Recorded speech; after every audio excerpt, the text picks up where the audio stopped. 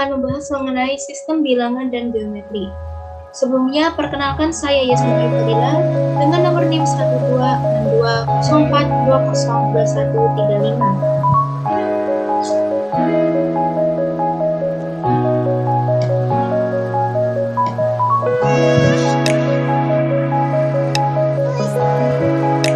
Video ini saya buat guna untuk memenuhi tugas mata kuliah filsafat matematika yang dibimbing oleh dosen Ibu Dr. Dewi Asmarani Manajemen Pendidikan. Materi yang akan saya bahas di kesempatan kali ini itu ada yang pertama konsep dan sistem bilangan, yang kedua ada konsep aljabar, yang ketiga ada konsep geometri. Sebelumnya saya akan membahas mengenai konsep dan sistem bilangan terlebih dahulu. Dalam konsep dan sistem bilangan ada 6 subjek yang kita bahas hari ini. Yang pertama ada angka hidup Arab, yang kedua ada bilangan pecah dan desimal, yang ketiga ada bilangan negatif, yang keempat ada bilangan irasional, yang kelima ada logaritma, dan yang keenam ada segitiga Pascal.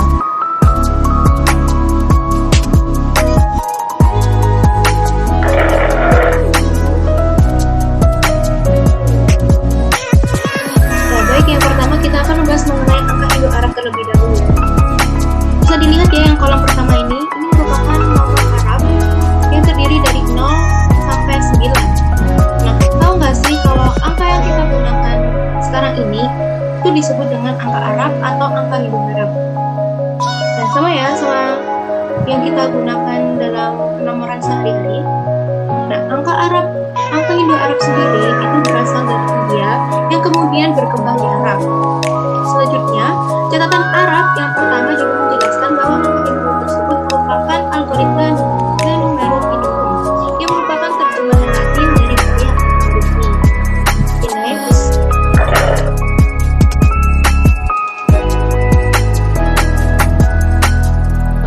Yang selanjutnya ada bilangan pecah dan desimal.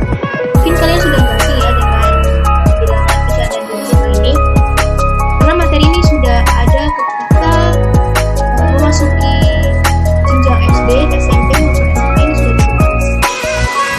Ini merupakan contoh dari bilangan pecah dan desimal.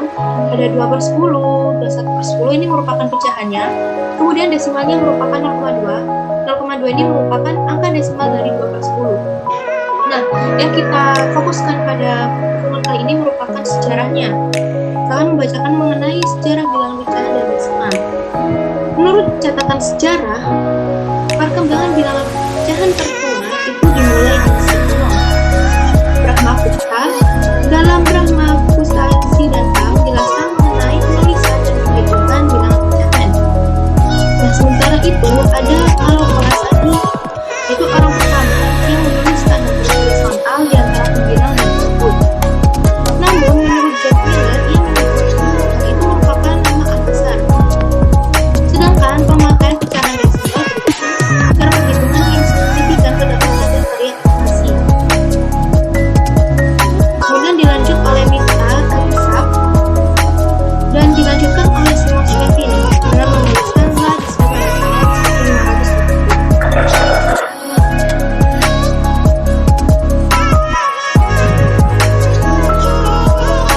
Selanjutnya ada bilangan negatif. Bilangan negatif ini ditandai dengan simbol yang seperti pengurangan dan biasanya itu terletak di sebelah kiri. Nah, bilangan negatif ini nominalnya semakin kecil dibanding dengan bilangan positif. Sejarahnya sendiri itu diduga bangsa Mesir kuno yang telah mengenal bilangan negatif. Bilangan negatif ditandai dengan kaki melangkah yang ke kanan, sedangkan bilangan positif ditandai dengan kaki yang melangkah ke kiri. Matematikawan Cina kuno sebelumnya belum menerima bilangan negatif sebagai penyelesaian suatu persamaan. Bahkan matematikawan Yunani kuno hampir dalam setiap bukunya tidak memberikan penyelesaian bilangan negatif. Kemudian penerimaan bilangan negatif ini lebih maju di India daripada di Mesir kuno. Nah, Brahmagupta telah mempergunakannya bilangan negatif ini hampir serupa dengan konsep teorem. ada bilangan irasional. Apa sih bilangan irasional itu? Nah, bilangan irasional itu merupakan bilangan real yang tidak bisa dibagi atau hasil baginya tidak pernah pasti. Misalkan seperti akar 2. Akar 2 ini tidak bisa didefinisikan ya. Ini angkanya panjang banget, sama seperti akar E maupun I.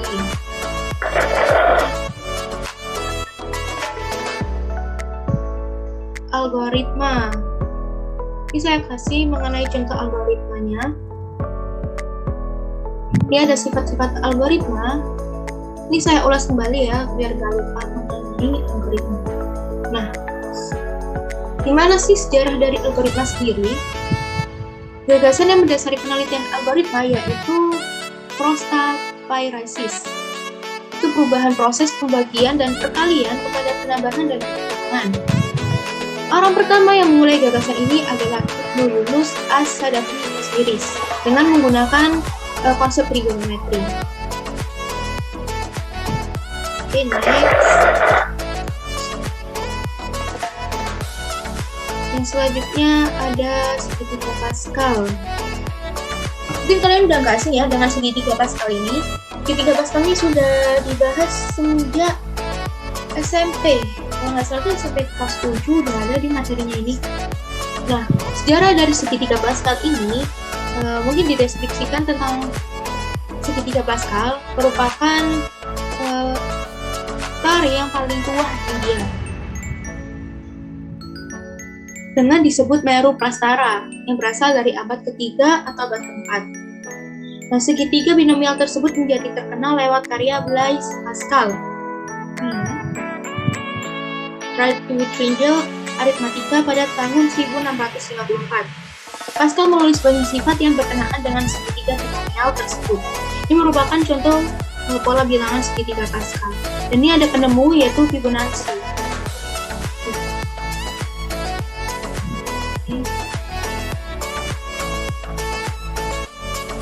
Selanjutnya ada konsep aljabar. Konsep aljabar yang kita bahas kali ini ada 3 materi. Yang pertama ada teorema Pythagoras, yang kedua persamaan kuadrat, yang ketiga ada sistem persamaan linear. Yang keempat ada matriks dan determinan. Maaf, berarti itu tadi ada 4 subbab bukan 3 subbab yang akan kita bahas pada konsep aljabar. Yang pertama ada Pythagoras. Ini merupakan contoh dari Pythagoras. Dan ini ada 4 macam tipe teorema Pythagoras. Ada tipe 1, 2, 3, dan 4. Sejarah dari Pythagoras, ini merupakan tokoh. Pythagoras itu merupakan tokoh yang menemukan sebuah bukti secara geometri tentang hubungan antara sisi segitiga siku-siku. Namun, ternyata hubungan sisi segitiga siku-siku tersebut telah lama dikenal sebelum Pythagoras yang menemukan. Dalam sebuah catatan kuno yang bernama Chow Pi Swanchi, ia menyajikan pembahasan dan bukti secara geometris tentang teorema Pythagoras. Selanjutnya juga ada teks kuno dari India, juga mengenal tentang teorema Pythagoras jauh sebelum Pythagoras. Dan di dalam naskah kuno Baudayatna juga membahas mengenai teorema Pythagoras. Selanjutnya ada persamaan kuadrat. Ini saya akan menjabarkan mengenai persamaan kuadrat terlebih dahulu. Ini merupakan bentuk umum dari persamaan kuadrat, ada ax kuadrat plus bx plus c. Dan ini ada akar-akar persamaan kuadratnya. Oke, mengenai sejarahnya sendiri, persamaan kuadrat telah dikenal oleh bangsa Babilonia yang menggunakan suatu algoritma untuk melengkapi kuadrat, menentukan penyelesaian suatu persamaan kuadrat, misalnya dalam papirus Berlin atau suatu naskah Mesir kuno, yang dimulai dari tahun 2160 sampai 1700 Masehi, yaitu sekitar 300 Masehi. Kemudian Euclid dalam buku Data membahas 3 soal mengenai persamaan kuadrat, namun menggunakan kuantitas geometri. Dalam buku Aritmatika, Diophantus juga menyelesaikan persamaan kuadrat. Selanjutnya ada sistem persamaan linear. Ini merupakan contoh dari sistem persamaan persamaan linear 3 variabel. Sebenarnya ada juga sistem persamaan linear 2 variabel, tapi yang saya contohkan di sini merupakan sistem persamaan linear 3 variabel. Dan di sini juga ada sistem persamaan linear metode eliminasi Gauss yang menggunakan matriks. Sejarahnya sendiri, persamaan linear itu dalam teks kuno Jianchang Suansu maksudnya, yang terjemahan Inggrisnya Non-Capture of the Mathematical Art, telah menyuguhkan berbagai soal sistem metode persamaan linear, termasuk metode untuk menyelesaikan dasar merupakan metode matriks, yaitu metode Fang Cheng yang kini disebut metode eliminasi Gauss. Ini nih merupakan metode eliminasi Gauss ya. Oke, next.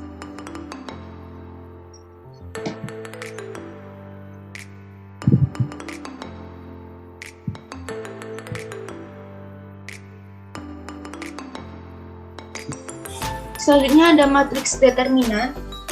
Ini merupakan contoh matriks persegi, matriks segitiga. Yang ini yang sebelah kanan ada determinan metode Cherew. Sejarah dari matriks dan determinan sendiri, itu perkembangannya lebih dulu muncul determinal daripada konsep matriks.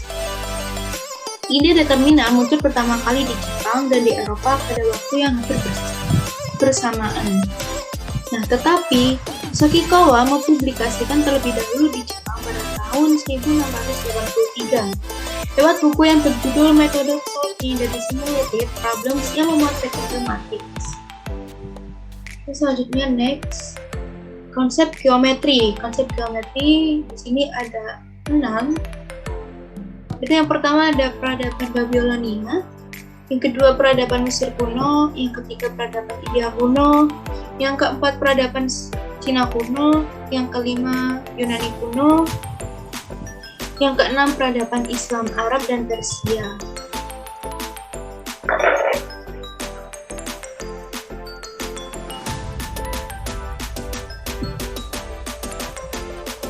Nah, peradaban Babilonia. Kita mulai dengan peradaban Babilonia terlebih dahulu. Pengetahuan Babilonia mengenai geometri, khususnya keliling, luas, dan volume ini cukup teliti. Dalam batu Susa yang ditemukan pada tahun 1936, sudah terdapat perhitungan yang objektif.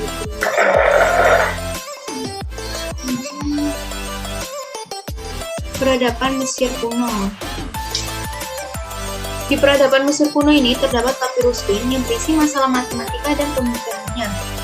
Terkait dengan aritmatika dan geometri, masalah geometri terdapat pada soal 1 hingga 46, lalu 48 hingga 60, dan 7 dari 25 soal pada papirus Musto merupakan soal geometri yang membahas perhitungan luas segitiga hingga menemukan luas permukaan setengah bola dan volume frustum.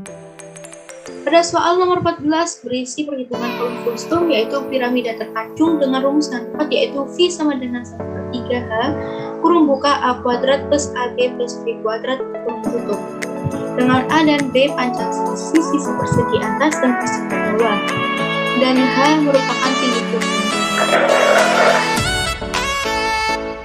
Oke, next ada konsep geometri pada peradaban India kuno.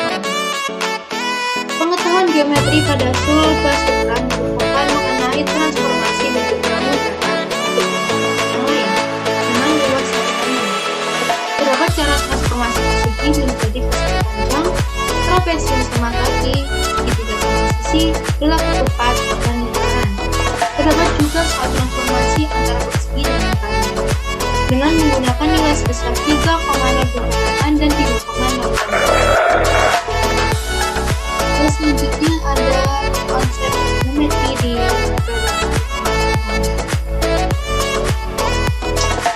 dikenal naskah kuno Jianchang Suansu dan prinsip persoalan aritmatika hingga geometri. Naskah bab 5 yang membahas mengenai sangkung pekerjaan teknik sipil dan bab 9 mengenai Kaufusul siku berisi masalah geometri. Liu sudah berusaha menghitung volume bola, namun dia mengaku belum berhasil. Kemudian Zhonggang berhasil menghitung diameter bola jika diketahui volume bolanya. Ia menyelesaikan menggunakan prinsip yang disebut prinsip Cavalieri. Kemudian next ada konsep geometri pada peradaban Yunani kuno. Berasal dari Euclid dengan bukunya yang berjudul Elements, terdiri dari 13 buku yang memuat masalah keliling, luas, dan volume dalam geometri. Selain elemen, juga ada buku algebra dan silinder, misalnya membahas volume berbagai ruang, salah satunya penurunan rumus volume bola dengan cara membandingkan volume kerucut dengan volume tabung. Selanjutnya ada buku Measurement of a Circle membahas penurunan luas lingkaran, dan yang terpenting juga penemuannya mengenai nilai menggunakan metode pendekatan 3 segi 90 peraturan. Archimedes menemukan nilai pi ini berada di antara 3/10/71 dan 3/1/7. Nah, dari sinilah kemudian penggunaan nilai 22/7 untuk pi menjadi terkenal. Pada buku The Quadrature of the Parabola, Archimedes juga menggunakan metode yang menjadi cikal bakal kalkulus integral, yaitu metode approximation.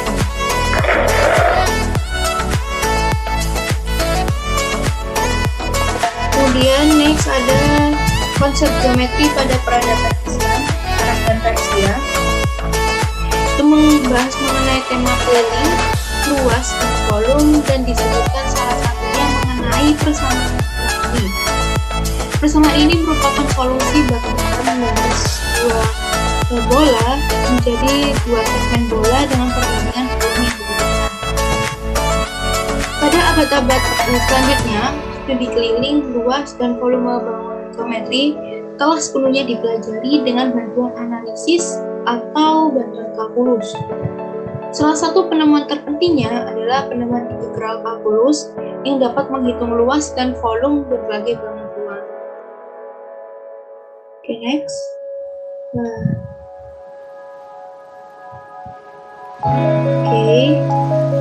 Cukup sekian dari saya. Mohon maaf apabila ada kesalahan kata ataupun kesalahan dalam pengucapan. Mohon dimaklumi. Wabillahi taufiq wal hidayah. Wassalamualaikum.